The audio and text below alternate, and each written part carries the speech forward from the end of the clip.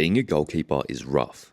If you help your team to victory, you might earn some short-term praise, but if you cost the team the victory, you could earn yourself a lifetime of trauma. Goalkeepers play one of the most critical roles on the pitch. A single save can determine the outcome of a match, and a dependable goalkeeper can inspire confidence across the team, influencing the rhythm and outcome of the game. While forwards and midfielders may start to decline in their early 30s, many goalkeepers continue to perform at the highest level into their late 30s and even early 40s. Experience, composure, and tactical understanding often outweigh raw athleticism in goalkeeping, allowing veterans to stay competitive. In moments of high tension, like penalty shootouts, the goalkeeper has a chance to become the hero. These are moments that define matches and careers. A single save can elevate a goalkeeper's status instantly, turning them into a club legend or national icon. David De Gea could save the Titanic. But that's pretty much where the benefits end. Perhaps the biggest drawback of being a goalkeeper is the immense pressure. One mistake can undo 89 minutes of perfect play. A single misjudgment, dropped ball, or poor positioning can result in a goal, and by extension, the team's defeat. The margin for error is razor thin, and mistakes are often amplified by media, fans, and teammates, especially in the social media age. And De Gea, I wouldn't even let him on the bus after the match. I get a taxi back to Manchester. And it's not just their hands they have to worry about. The introduction of the back pass law in 1992 changed everything. Saving shots and claiming crosses was no longer enough. Now goalkeepers were expected to deal with passes to their feet from panicked defenders. Progressive managers want goalkeepers to receive the ball in their 6-yard box and play through the lines. As a pack of on-rushing attackers zero in, goalkeepers, unlike other players, have only 180 degrees of space to play in. They can't receive a pass, turn out and play backwards to another teammate. The position became much more complex. If you're looking at goalkeepers like Manuel Neuer or Ter Stegen from Barcelona, which are such unbelievable good football players with their leg, they are probably have the same level as a decent first or second division player in England or in Germany, just simply with their feet. Delivering on all these responsibilities can weigh heavy. The very best thrive, embracing the pressure as a privilege. The rest, including some of the most talented goalkeepers in the game, retreat into survival mode.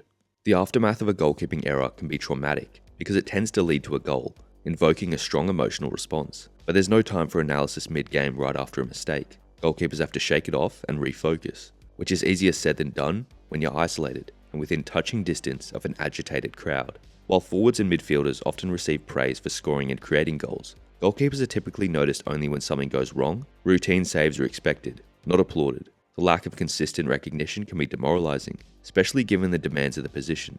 You either have it or you don't. A majority of people like the glory of scoring goals and being the main focus of attention, whereas as goalkeepers we're different.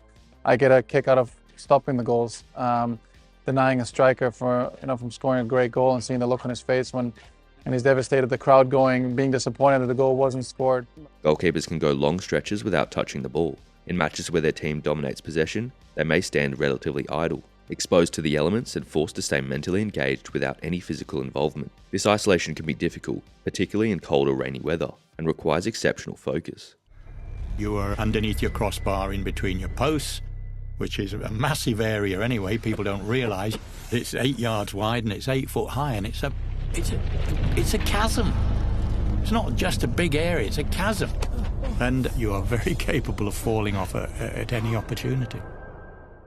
An outfield player who makes a mistake, such as losing possession or missing a shot, can often redeem themselves during the game by assisting or scoring. A goalkeeper, on the other hand, may have few opportunities to make up for an error. If a mistake leads to a goal, they may spend the rest of the match with that weight on their shoulders, unable to alter the result. If you do make a big mistake, there is a good chance you'll find yourself on the bench for the next game.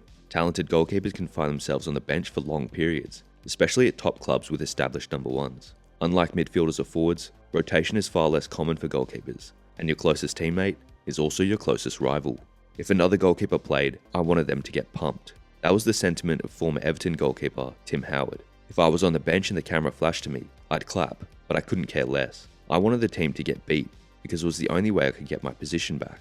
Even if you do make it to the top as a goalkeeper like Gianluigi Buffon, Manuel Neuer, or Thibaut Courtois, don't expect to earn the top awards. The last and only time a goalkeeper won the Ballon d'Or was the USSR's Lev Yashin in 1963.